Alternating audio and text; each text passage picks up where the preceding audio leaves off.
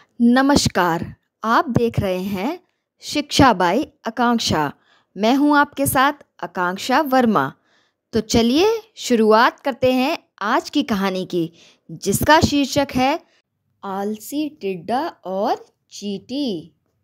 गर्मियों का मौसम था और सभी जानवर तपती धूप में अपने अपने काम करने में व्यस्त थे। एक घास के मैदान में एक टिड्डा आनंदपूर्वक आराम कर रहा था और मज़े से गाने गा रहा था। वह एकदम बेफिक्र और मस्त था। उसे काम करने की कोई चिंता ही नहीं थी। वहीं पास में चींटियों का एक समूह अपने खाने को एकत्र करने में व्यस्त था। चींटियाँ दाना दाना उठा उठा कर अपने घर में एकत्रित कर रही थीं। चींटियों का मानना था कि मेहनत का फल हमेशा मीठा होता है।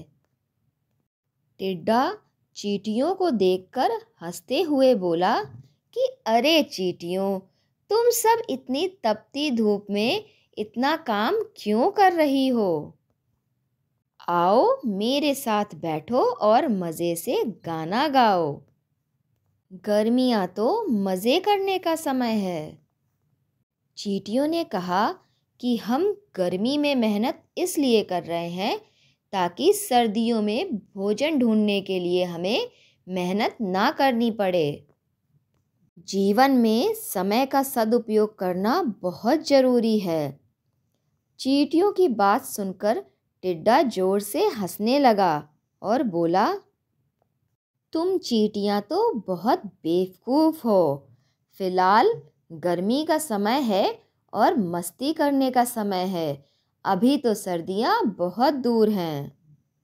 इस तरह टिड्डा सिर्फ मौज मस्ती में लगा रहा और गाने गाता हुआ इधर उधर घूमता रहा। वहीं चींटियाँ निरंतर मेहनत करती रहीं। कुछ दिनों के बाद जंगल में भयंकर ठंड का मौसम आ गया। चारों तरफ बर्फ ही बर्फ जम चुकी थी। सभी जानवर अपने घरों में डुबके हुए थे, किंतु वह मस्त राम टिड्डा, जिसने कोई कार्य नहीं किया था, उसका अपना कोई घर नहीं था, ना ही उसके पास भोजन था। तो वह जंगल में ठंड से ठिठुर रहा था और भूखा भी था।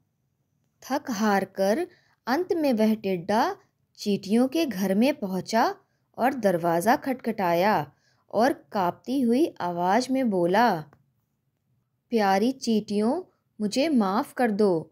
मैंने गर्मियों में तुम्हारी बात नहीं सुनी, किंतु अब मैं भूखा हूँ और ठंड से ठिठुर रहा हूँ। कृपया मेरी मदद करो।